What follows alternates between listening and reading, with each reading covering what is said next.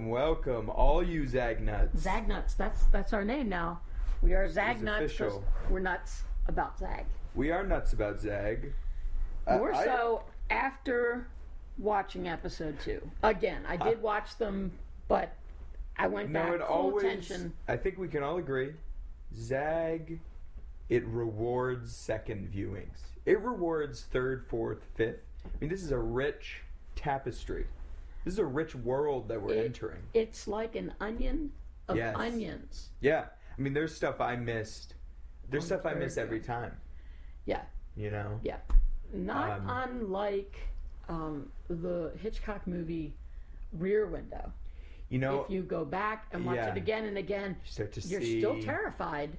Yeah. But you see more. You see, oh my gosh, I didn't notice that, you know, she's signaling him with before she actually, you know, the zoom in on the hand with the ring. Yeah, but right. Before you can see it coming. Right. Anyway, enough about Hitchcock. Back to Zag. I mean, Zag is sort of the natural. Zag picks up where Hitchcock left off. You know what I mean? I think I see what you're saying. In terms of culturally, and not all cinematically. yeah. Unbelievable. Definitely. And again, episode 2, 30-minute episode, pretty much shook my world. Unbelievable. Well, it's interesting that we're talking about Hitchcock because Zag opens with that long shot, this one scene. That's very reminiscent. That is no cut, you know. Just like Rope. Exactly. Rope, they did, but actually it was two takes. I had 2 cuts. They do pass behind. Yeah, they pass behind Jimmy. But in this one, we have the technology where you can do it all in one. Yeah. I mean, it's shorter, obviously, but it's a long take. So let's just dive in. Right. Let's dive right in. Episode 2. First of all, episode 1 ending. Let's just wrap that up. Yeah. The funeral. Big Dave's funeral, and we don't know anything about. We don't know what happened. Who he was really. Yeah. I mean, nothing. Right. So cliffhanger, but also a stunner. I would say a cliffhanger stunner. Right. Like, you just feel because you're in China, the whole Chinese pullback. That whole thing blows your mind, and then you're like, oh, we're at a funeral. So we know we're in China, so it's not too much of a shock when episode 2 opens on the Great Wall. I know.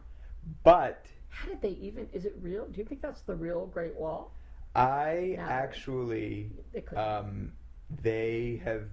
they've built replicas of a lot of this stuff. Right. But now here's what I read on a blog about the show, which I'm not going to promote right now because I'm not sure that they are. I think they throw a few too many spoilers out. I'm not going to say who it was, but there was a blog, and they said, and I don't know if this is true, but that they made the replica of the Great Wall. Yep. The exact same length. That seems absurd. Well, it does, but we have to remember who we're dealing with. I mean, the showrunners. Oh, he's nuts. Yeah. I mean, he's out of control, but he's a to our benefit. Yeah, it's true. It's like watching, you know, a self-destructive time bomb. Maniac. Yeah. It's really worth it. It's like the Din Din Leninoff has gone shit crazy. Boom. And is on steroids. Yeah, that's a good way to put it, actually. And crack. Yep, I can see it. Yeah. I can see that. And I'm a big fan of his because of, you know, Lost. So, I liked. Great Wall opens up nice and quiet, right? And you told me last week opens up with a bang. So at first I was like, at first you were like, Johnny, what are you talking about? But then Johnny Zagnut, you're a ship too far. But then you see, then that guy he screams, and he's got the chest covered with what I guess are primitive post-apocalyptic explosives. And you see him so up close, you can see his eyes are that blood red, and they're filled with that like terror.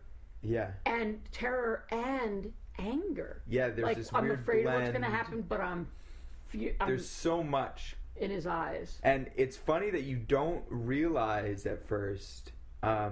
It took me, maybe you knew right away, but it took me like, you know, once because the people come and they're chasing him with the axes. Right. And there's that whole swarm and he's running. And he's clambering up the wall. Right. I didn't realize until like it was over, that sequence was over, and they had him pinned. Yeah. That it was the janitor. Oh no, I knew it was the janitor. You knew right away? He looked so different.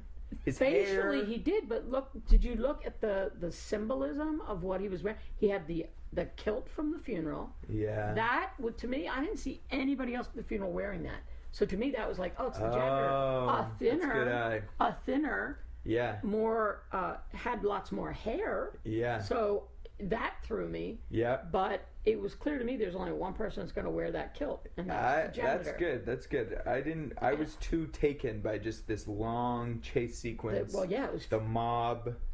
Bobby there. Was in the mob. And all those children with the bows and arrows. But here's the thing: I want to know if you caught this. Okay. To me, what I read on Bobby's face was he was in the mob, like he was part of the chasing. Yeah. But it almost looked like his intention was to get there first to save him. It seemed like it was hard to. Yeah, he seemed like because they didn't kill him. No. They just pinned him. But it went, and Bobby was part of the group that pinned him down. There were 4 or 5 people that we'd seen before in the pilot that had clearly established characters, and they were the people pinning him down.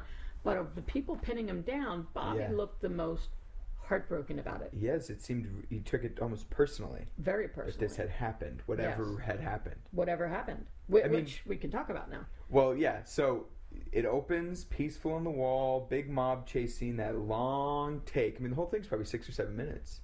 Just this chase and this fight and this the janitor is freaking out. They pin him. And then it cuts to the nice ZAG intro. It gets me every goosebumps every time. It does. It makes your heart jump. And soothes you at the same time. Right. It's perfect. Yeah. It's like everything else in the show. I'd like to know who wrote that. You know what I heard? No. Phil Collins. I hear he's back. He's making a comeback. He's got a book out. I haven't read it, but I would like to know what that In the Air Tonight is about. Why is he writing a book? He's got memoirs. Any asshole can write a memoir. Trust me. All right. Well, Phil Collins. He's lived a life. He's lived a life, and he's just getting warm. Now he's going to do all the music for ZAG. He's doing all of it? I think he does all of it. Oh my God! I thought it was just the opening, the theme.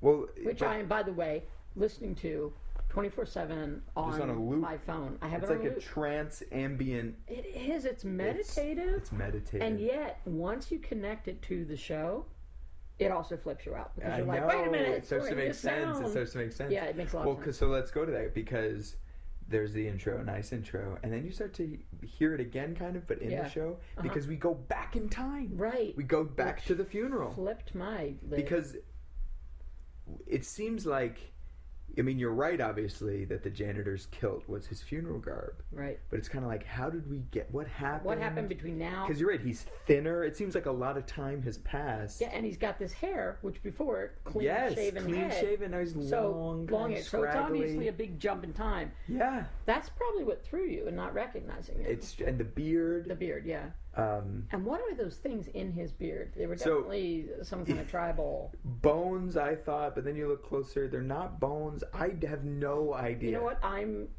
I feel strange saying this. It looked to me like dominoes, like domino pieces of dominoes, broken and jagged. But if you whoa, you know what? What? I think you might be right. I think it's dumb. What does that mean? I don't know, but if you remember at the whatever they called it, the celebration of transition. Right. They were doing many things, and in the corner, Bobby was playing with the young girl. What's her name? I can't remember right now. Does she have a name? I mean, maybe they didn't name her. The actress name, Christopher Lloyd's granddaughter. Christopher Lloyd's granddaughter. Yeah, who's incredible. Ms. Lloyd. Let's call her Ms. Lloyd.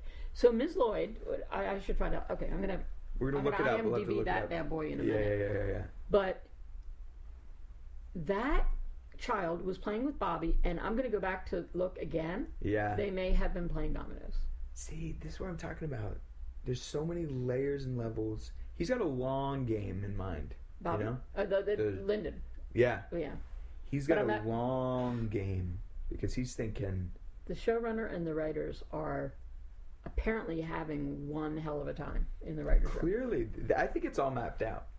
Oh, it's probably all mapped. I think they have 6-7 seasons. They must have a Bible the size of the Bible. Yeah. I'm not even kidding. Like literally. Yeah. You're probably right. Yeah. Because, So they go back to the funeral. Right. With Big Dave, and finally we get some backstory everyone's on playing Dave. The drums that kind of sounds reminiscent of the theme. Yeah. Yeah, and we tell us a little bit about Dave because we hear this whole big story. We hear his eulogy, basically. Right. Well, once the eulogy starts, and of course the janitor starts it off, but then hands it off kind of mysteriously to that lesbian couple. I guess they're not lesbian couples if everyone's bisexual. But we don't know if everyone's bisexual. We just know that they're not allowed to have sex. So they're currently in a lesbian relationship. Of some kind. Maybe partnership. A partnership for sure, because they have the bands. Yeah. They do that tattooing of the hands. They do there's that whole ceremony. Yeah. Right. We're clearly supposed to see them as a partnership. Right. Well, they're holding hands through the whole eulogy, which tells me that's not, It's true, and nobody's scandalized. It's just no, it was like so normal. Yeah, okay. It's like San Francisco, I guess. Maybe that everything goes. So in any event, they turn the eulogy over to them, and I don't know. This kind of like just totally freaked me out in a way. Yeah, okay. But they started talking, and they're like, we've known Dave forever, and of course they're talking like normal people. Yeah. One's talking, then the other one's talking. Yeah. And they say, I've known Dave for 20 years.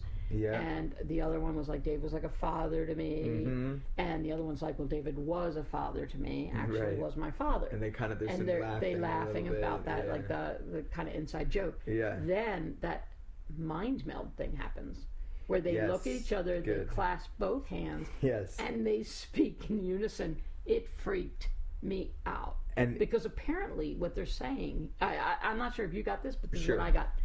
When people partner up in this world, even though it's futuristic in some ways, because after a certain period of time, they can go into this mode where they speak as one. It seems like it. Yeah. Unless they rehearsed this thing or like... No, that seems bizarre. It seems bizarre. No, because it was a definite mind shift. Something, yes. Click. There was a click. Definitely. So they start speaking as one. I think we're supposed to believe that, there's this weird melding of the minds. Right, because I don't know if this was something I imagined or is real. I'm going to go back and look. Mm-hmm. But as they were speaking, I thought there was another couple, the very, beautiful Asian woman. Yes. And what I would assume was a Thai gentleman, who clenched hands in the same way and locked eyes. They weren't speaking, but it seemed like they were on a meld as well. So as one, they speak. And do you want to say what they say? I'm going to paraphrase. But the key thing to me was right away they changed from to me to us. They speak as one. To we. Yeah. And go ahead. Say. And so it's kind of freaky. You're right that if they say, basically, we are sorry. We ask that you hold Dave. You keep him well. You keep him in your hearts. In your hearts. We know what he's done. We know we are all responsible. Yeah. We only hope that Dave finds his way back. Right. In peace and love. In peace. And then everyone says that. And forgiveness. Yes. So the whole peace, in love, and in forgiveness. And then everyone chants forgiveness, which like zombie-like. What the hell?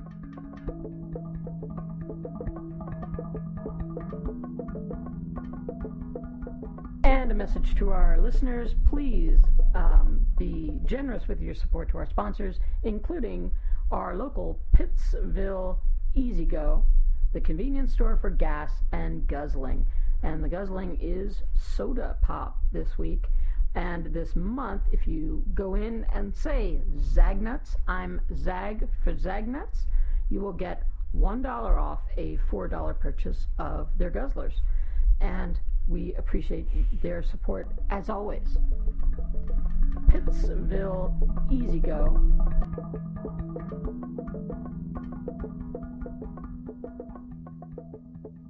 didn't seem like they were forgiving him. No, but it was more like it was a dictate to forgive him. Right, and I'm wondering, and who's dictating? They seem to be, but who are they talking to? It's felt like they were talking to like some other entity or people or this duality life. Fun factoid. Yeah. The beautiful Asian woman that you saw. You know who that is? That's Joan Chen, who played Josie Packard in Twin Peaks. I love Twin Peaks. And so does, Oh, right. clearly. Right. Yeah, the showrunner. It's very in love with that. Yeah, but that's she's older now. She's older, but God, stunning. Unbelievable. Stunning.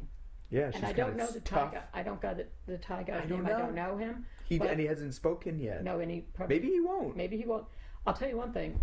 Every time you turn around on this show, you are hit with someone that you are thinking, I know them from another show. Yes. And then you go to look them up, and you don't. I know.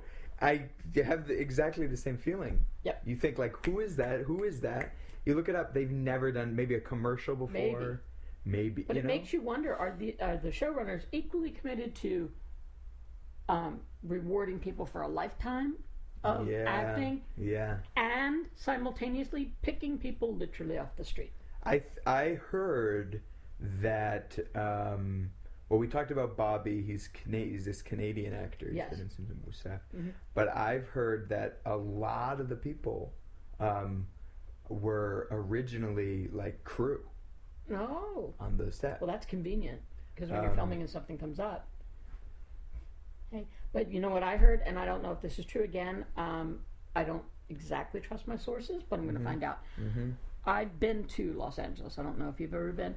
But sometimes when you're in Hollywood, they'll be giving tickets out. Would you like to go see the Tonight Show? Right, would you like to go see this filming? Apparently, they had a very small little bus with about maybe 14 seats. And they said, would you like to go see a special filming? And they lied. They said it was one thing, and it wasn't. Really? Everybody that took a ticket and got on that bus is in an episode. What? I know. That's like part of their casting process. This is the whole... It's like he's doing this weird psychosocial experiment with this. It's this... And it's beautiful. Oh, it's gorgeous. And he's discovering a lot of clearly talented people, but... Apparently, lots of people in Los Angeles are talented. I know. You'd think, like, come on. Maybe they're just beautiful. Right. Or maybe they're just anorexic. Yeah. Yeah, well, there's that too. Those are the two options. Beautiful or anorexic. I guess it's possible to be both. Well, yeah. It's probably not a healthy thing to say on the radio. You're right. It's bad. I mean, obviously for your health. Don't do it. Yeah. And don't do drugs. And stay in school. There. Yeah. You've said it all the prereqs. And vote. And vote. Go rock the vote. Vote the hell out of that. I voted 4 times. Good, yeah. I voted for all my dead relatives. That's good. Because you know what? They're probably more qualified than some of the people on the ballot. Speaking of voting. Yeah. This is what's... Oh, my God. Yes. Yeah, right. Go. There's this whole ceremony, okay, I'm sorry. We got way off. I know. There's the funeral. Right. The mind meld, the chanting. The eulogy, the chanting. The drumming. And there's that weird dancer. Yeah, what was his... Was it a he? It seemed like this kind of gender-neutral... maybe it was an androgyne... Oh, there you go. Kind of like crying game, kind of. Unbelievable dancer. Really doing good. Crazy stuff. It felt possessed even a little. There's this whole new thing I'm hearing about where everybody's double-jointed now. Yeah. Wait, in our world? In, dancing. Maybe you can teach yourself to be double jointed. I didn't think that was a thing. Because, well, whoever that individual was, they had 5 joints. Yeah. It was unbelievable. So many. So doing the dancing, everyone's drumming, and some people are crying, some people are kind of clapping along. The lesbian couple, or whatever they are? I believe it was Shay and Cord. Shay and Cord. They were not crying. You're right. They were almost like it was like they were still in that meld. Yeah, they have a different... Well, I mean, Dave is Shay's father. Right.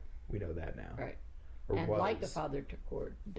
Right. Father-in-law, perhaps? Oh, yeah. Well, in our world, that would be the case. So, but what are the laws? We don't know. Well, we know the rules. We know the rules, but we don't know the laws. Okay, so which is interesting because that leads to the tribunal. Exactly. Right. Okay. So yes. Talk about the tribunal. All right. Well, as everyone is leaving the funeral, and we said there are many cheers, there are other people not. I think mostly it might have been couples still in the meld, and maybe those couples have the emotions later when they get out of the meld. Yeah, maybe. Yeah, maybe it just sucks up all your hypothesis. Emotions and you're just faculties. sharing. Because you're like melded. So maybe when the unmelding happens, then the emotions come. But we didn't see that, and maybe we will. But so we follow most of the people out of the funeral, which leaves just the pyre about to be lit. Yeah. With Cord and Shay. Yeah. And the janitor. Yes. So I guess those are the next of kin, and janitor is the leader of the tribe. Yep. And of course, then the young girl comes in, and apparently it's the youngest in the community that lights the fire. It's sort of circle of life type of thing. Which is also weird that she's the youngest. Well, there have to be babies somewhere, like we said before, but we don't know. We don't see any yet. That's true. Yeah. You're right. You're right. Yeah. Okay. Yeah. So I mean, I'm sure they have to exist because where'd she come from? She didn't just She didn't just turn into a 5-year-old. Yeah. Well, I think she's 7-year-old. Well, I think they say she's 5, but I think the actress is 7. Whatever. Oh, okay. But but she's very talented. So she comes in and she's in a ceremonial outfit. Yeah. Which big has big. Yeah. It's like a contraption. Yeah. And it's got all those circles on it, which to me meant this symbolism of circles sure. of this older man is leaving. So, and she comes in and she is about to light the pyre, and then, of course, who runs in, stops it all? Cindy, who's saying, "I have not been heard. I have not been heard." Yeah. Which cut to commercial break. What I the know. hell are you talking about? I know. So, all right. Infuriating. Well, it was scary because you were like, she had a knife, and she looked like she was going to be heard. So we come back, and we ease right in. Everybody's sitting down. So obviously something transpired during the commercial break, which was here's what I like. Here's what I love about this show. Yep. They will let time pass and not show us what happened. And you know what? It's so flattering to the audience because they know you're intelligent enough to figure it out. Just watch it. Like, I don't need to know. Wait.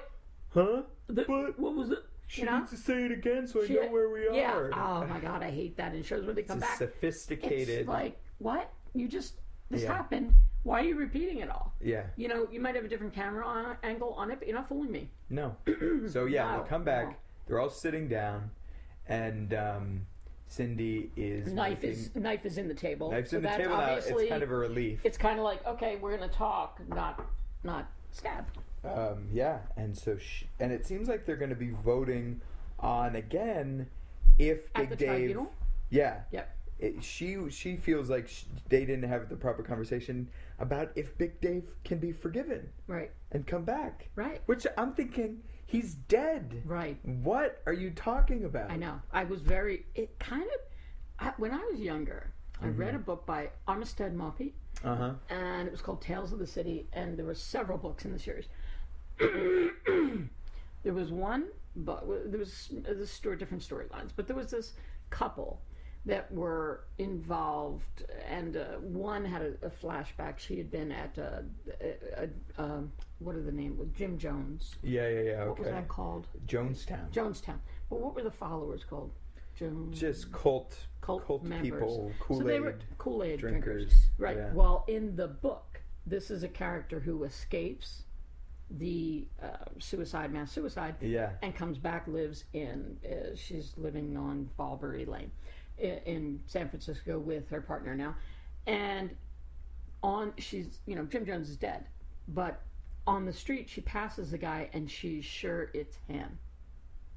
So, as a person who saw the coverage on TV of that, it was creepy. Yeah. That made me put the book down for a week. I couldn't. I was like, oh God, what if that were true? Yeah. Same feeling when they said if he can come back. Yes. If Big Jim can come back. Big Dave. Big Dave. Oh, Big Jim. Big Jim, sorry. Yeah, Big Dave. Well, I mean, there is that Jim. There's Jim. I don't know if it's not that Jim, big. But, well, he's tiny. I mean, I believe the right term is dwarf. He's a little person. Well, is it a little person or dwarf? Dwarfism, I'm not sure. I'm not an expert. It's a clinical, medical definition of the situation. So there is Jim. He is not Big Jim. And they call him Tiny Jim, which is funny Tiny because you Jim. think Tiny Tim. Right, that's a good point. I didn't think about that. A lot of the references, if you think about it, are very Dixonian. Dickensian. You could say that. I would. Yeah. You're right. Well, it's funny actually that you bring up that because there's that boy who there's the boy who's a little bit older than Ms. Lloyd. Cindy? Not Cindy.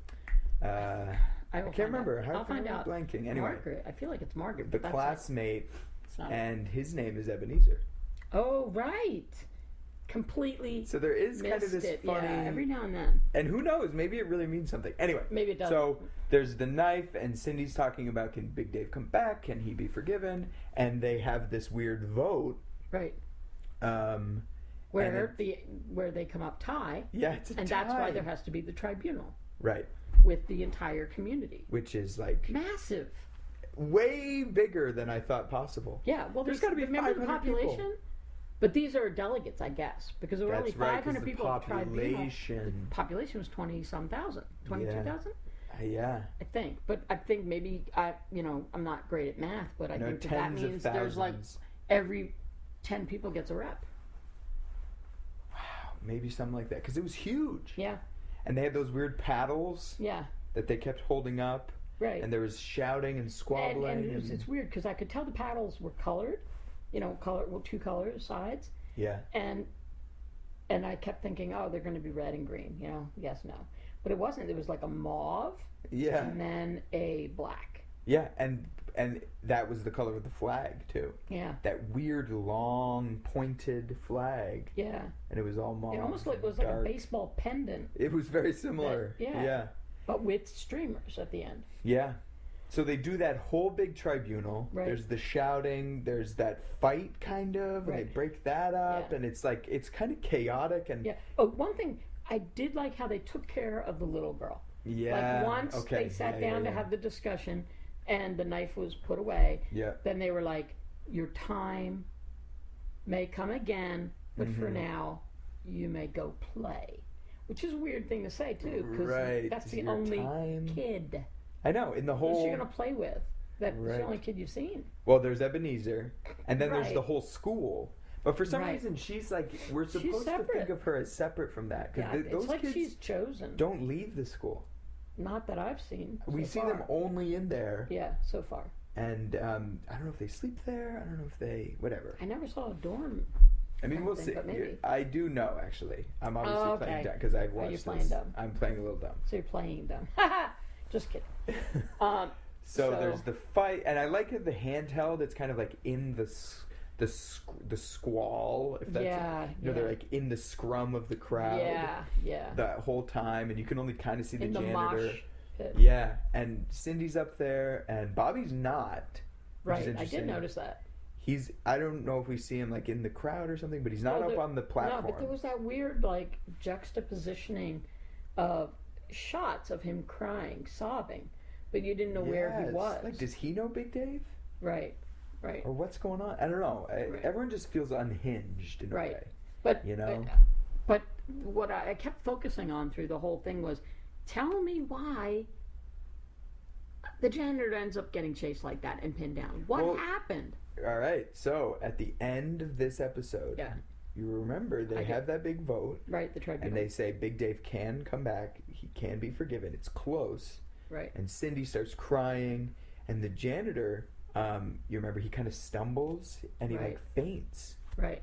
At the end of this whole big, and maybe it's hot. I know people were talking about it's been hot. Well, he's got that kilt. He's wearing the heavy kilt. But he faints and he goes down and everyone kind of, and then that's the end. With that big drum. Boom. And you think, what? So, there's this question of, okay, we know Big Dave's coming back, and people seem to be happy about it, and he's crying. Does that mean but you sad? don't know if it means coming back as in into you don't know anything. Into good grace, right? In the community as a memory, in a good memory. Yeah, the naming is the other thing. Right? Will he be named? And you don't know if that means as part of our memory, as part of our living memory. After the funeral, nobody says Dave. Until she storms in and says, "I want to be heard." Yes, but people are kind of like, you can't. Yeah. Like, and maybe that's what they mean. Like, she's naming him even though he's dead. Right. Maybe that's taboo unless he's been forgiven. Right. I don't know. But what did Big Dave do? This is the big question. Right. Hanging over this whole episode. Yeah. Because we learn a lot more kind of about the structure of the government, and we learn more. The Great Wall really places us. Okay. Yeah. We see the relationship. We see kind of the way it works. We learn about the we kind of, some questions are sort of answered. Yeah. But what more are posed. Obviously. More questions are posed than answered. Every episode. That's true. It is true. Yeah. And the big question that nobody even asks, because they know, what did Big Dave do? Right. How did he die? Well, I'm not going to ask you because I know you know. I do know. But from the first... but it feels like an important question. Please just tell me this much. Yeah. By the end of the first season, we know what Big Dave did. I can't tell you that. That's too big. Drives me crazy. It's too big a question. It's again like Lost. I don't want to be dropped in that shit show. Can I give you like a little bit of a hint about something? Yes, please. You learn what Big Dave does kind of early on, but you're not clear that that's what he did until later. What do you mean? Like what he does? They show us. Oh, him doing something. But it's You're hidden. not sure if that's what it is. You're not sure. You're not able to name it. All right. Forgive the. I hear you. But got it. You're not like, what is that thing? It's kind of like hidden. Right. And then when you watch it again, you'll be like, is it kind of like the rules? Like you read the rules and you know what the rules mean, but you don't know why they're rules? It's sort of like that. So like he does something and you don't know why it's wrong in their world. So I'm not going to tell you when. Right. Maybe we've already seen what Big Dave did. Just as a little, maybe. Really? No. Okay. Well, maybe not. Okay. Right. Because that's kind of what I'm talking. So keep watching. When I first saw it, I didn't realize until like 4 or 5 episodes later. Yeah. Wait, that was what he did. That was the thing. And they just blew past it. And I've already seen it. Are you saying that? Or is it in the 3rd episode? I can't. That's too much. Right. I don't want you to look too. I don't want our viewers to look too carefully. Okay. At all right. it. But all right. Well. It's interesting. There's a lot of like that in this show. Right. So let's just wrap this up. By the end of the 2nd episode, Big Dave has been voted to be named. And to be able to come back. To come back, whatever that means. And I would assume, although I'm not certain, forgiven. In whatever that means to them. Yeah. Seriously, what did he do? Did he break one of the rules? Right. Did he have sex? Oh, yeah, that's a rule. It is a rule. Did he steal kerosene? It's not free. Right. Anyway. You don't know. Yeah. And the ending was a tearjerker. It really was with Miss Lloyd coming in. Yeah. Lighting the pyre. Yeah. Just quiet. And you know what I thought was really beautiful? The way they didn't like linger in the room. They pulled the camera back, big, nice, beautiful crane shot, and all you could see was like the smoke coming out of the funeral hut. That yurt. Funeral yurt. Yeah. And the smoke, and it was just like sad because you could see everybody was mourning. But but it was more like they were mourning in a happier way because he'd been forgiven. Right, it was more a relief. Like it was a relief. Yeah. And the big question? Right. Where was Bobby? Well, that's just it. Because we see him, you're right, there's those interstitial shots. Yeah. Weeping openly. Sobbing. And then at the very end, like Sophie's Choice kind of sobbing. There's the yurt and there's the pyre, and then it cuts back to Bobby weeping again. But it's further back, and you just see that figure behind him in the doorway. Yeah, and you don't know who it is. So you're like sad, and you're like, wow, this is really emotional. And then you're kind of freaked, you're scared. Yeah, for him. Yeah, what's going to happen? Yeah, to Bobby. Who could that be? Yeah. And the one thing I did just in the short second that you see him, there was no kilt. That kilt is huge. And I didn't see that, so I ruled that out. No, right not away. the janitor. It's not the janitor. Right, well, we see the janitor in the yurt kind of ceremony right. So anyway. it couldn't have been. Yeah, well, unless it was a time he messes with time. Yeah, he does. Clearly messes with time. Right, because the beginning of this episode has to happen so much later. Yeah, well, how long does it take a grown man to go from a shaven head to what I would say was just beyond shoulder length? And that's a good question, but maybe, who knows? You know what I mean? It's in the future. There was this event or something. Yeah, their maybe hair they're radioactive off. hair people. Yeah. Maybe it just bursts out. That's weird. That would be weird, right? Would it in this universe? Everything there is weird. That's for sure. There's not really anything that they could do at this point that I would be like, well, that's so weird, because I'm just in. It's all weird. Yeah. You have to buy into it all. You're right. So that episode ended, and of course, as they always do, tease the living daylights out of you with next week on ZAG. And they did what they did with the first episode. Rather than dialogue, it's all imagery, you don't know what any of it means. It's like, hurry up and get me to next week. And the way they cut it all together, it's like that could be anything. It really could. This could be like, there could be a long 30-minute thoughtful conversation. It could. But the way that they cut it, it could also be a chase scene. It could be a mosh pit fight. Yeah. With guns. Well, they don't have guns. I don't think they do just sort of mess. Well, they mess with you. Question about the guns. Yeah.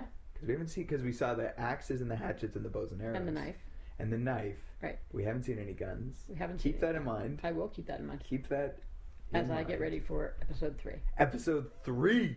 ZAG. Well, okay. Well, this is Zagnuts. As always, Zagnuts, thank you. Please feel free to write in with any thoughts, any questions. Please like us. Subscribe to us. We're going to do a live stream of, we're going to be live tweeting rather than live. We're going to live tweet next week our viewing. We're going to be together for that. Yeah. We'll be please feel free to come join us in that. Yeah, join us for the always live tweet at us at our handle is at Zagnuts. At Zagnuts on Twitter. With 3 S's. Yeah. Because there were 2 others. Anyway, get to it. Get to it, and we'll talk to you in 1 week. And episode 3 coming for our podcast, we have a special guest. Oh, that's to be named later. To be named later, but we know because I mentioned it last week. We're learning some tease tricks from ZAG. Yeah. Oh yeah. It's going to be a shock. Next week on Zagnuts. Our special guest. You will blow your mind. It will. It will blow your mind. All right. Thanks, Zagnuts. Peace and out. Forgiveness. Oh. Wow. That's our tagline now. Peace and forgiveness. If you go to our sponsors' websites and tell them you heard about them from the Zagnuts, that would be great. Remember to friend, like, tweet, twit, do anything you'd like to connect with us. And as always, we would love your feedback on our Facebook page, Zagnuts.